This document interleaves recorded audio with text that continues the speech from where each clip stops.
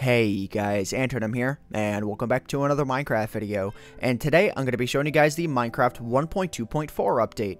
Now essentially what this update was all about is there were a couple new blocks that were introduced, and as well there was a lot of features introduced for multiplayer as well. But what I'm going to be getting into first is the blocks that were introduced for single player, and as well as a couple of the updates that have come along here as well. Looks like the cat decided to get off of the chest that was over there. How did you get up? Actually, I'll explain that here in just a minute. So first things first, the planks that you get from each individual tree are now a different color. So all I have to do is just chop down this wood here, turn these into wooden planks, and from this tree in particular, you will get these darker planks. And then we go over to this tree over here, and I believe this one is still the same.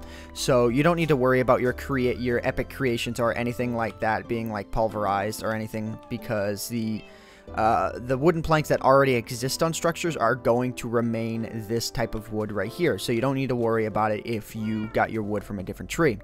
So anyways, this cat, where are you? Oh, you're on top of the bed now. So if I go to birch trees here, you can see that the wooden planks from the birch trees look a lot like oak. You know, they look very dry, very light colors.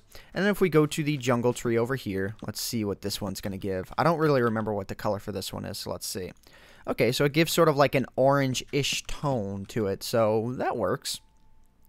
So anyways, moving on here, the next feature that I want to talk about, just because it's been happening in the video, is that cats will now sit on top of chests and beds, thus rendering them useless to move until you end up moving them. So let me just go ahead and let me destroy this bed here. Should jump on top of the chest. Yeah, there we go. Okay, jump. Are you gonna make it, buddy? Are you gonna make it? Trollolol. I think cat might have to jump from the front of the chest. So let's, because I had it working before. Okay, there we go. Are you gonna make it, buddy? Okay. Yeah, but they usually can jump on top of chests. I don't know why he's not able to. Let's try this. There we go. Sweet. Yeah. So when they are in the chest, it actually renders them useless or unable to open and stuff until you just end up pushing them off, which really isn't that big of a deal, I suppose. It doesn't hurt them in the process.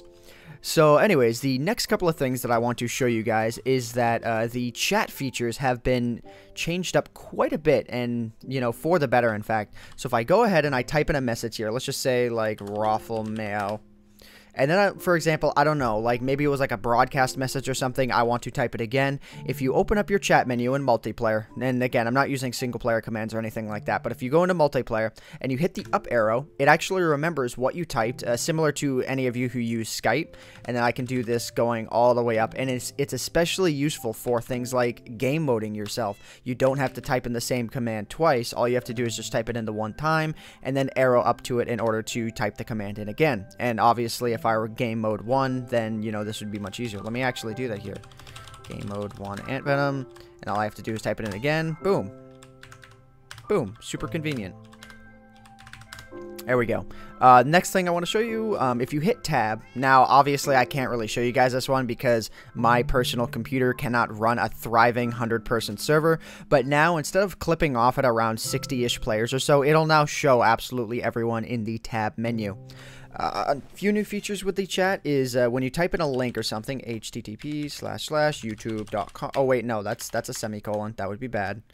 Okay, //youtube.com/antvenom. So now when you open up the chat, you can actually click on the link itself, and it'll bring up this little menu, which is, oddly enough, these buttons are tabbed over to the left. That's kind of weird. But you can hit yes, copy to clipboard, or no, and do the following. So you can open the link up in a browser, and stuff like that. Very neat. And as well, you can also do copying and pasting now. So if let's just type that in again.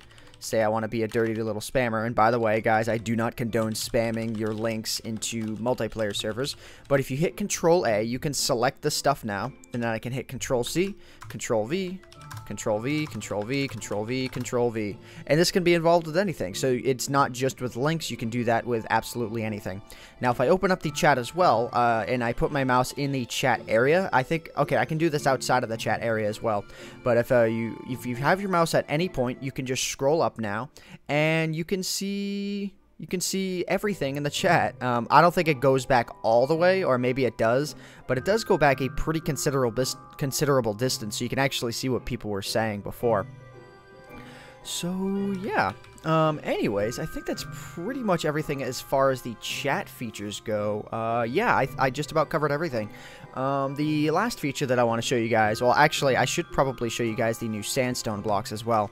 And these are some of the sandstone blocks, I believe, that can spawn in the, what do you call it, the wells that spawn out in deserts.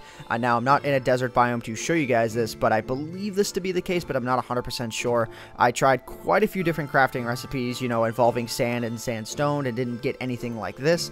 So that is just my best guess for now. You guys are free to correct me in the comment section down below if you know otherwise. Yeah. Okay, the second to last thing I want to show you guys is if you hit Shift F3, you'll now get an old school F3 menu, so you won't have the annoying graphs spamming up your screen. If you just want to find out the coordinates, or if you're doing it in like a Let's Play or a video or something, and you don't want to have all this crap on your screen here, you can just go to a minimal type format. Okay. And the very last thing that I want to show you guys is, it's not really a feature, but it's more like a bug fix, and it's something that I wanted to show you guys nonetheless. Cat, sit down, because I don't want you dying to this experiment. If you guys ever played multiplayer a lot, and I'm assuming most of you do, you would know that TNT, a lot of the time, when placed in bulk, will leave a sort of like ghost image of itself when it explodes. So let me go ahead and let me do this here. Let me just back up. Let me back up quick. Ooh, wow, that was a nice fireworks show. Oh my god, that was actually perfect. So using a 4x4 grid pattern like that will give you an absolutely perfect fireworks display. But you notice that there are no ghosts in the sky, you know, with where TNT would be purely white, and it would just be really annoying to look at, and you would like basically have to log out and log back in before you could place more TNT, because it was just too annoying to do it otherwise. But that is now fixed. So anyways, if I ended up missing anything, I'm gonna cut the footage here to what I ended up missing, but if not, I'm just gonna go ahead and end off the video here. So yeah, guys, I hope you all have enjoyed this video. Go ahead and check out 1.2.4. All you have to do is open up your Minecraft.exe, and it will be there. So anyways, guys, hope you all have enjoyed. My name is Ant Venom, and I bid you all farewell. Thanks so much for watching.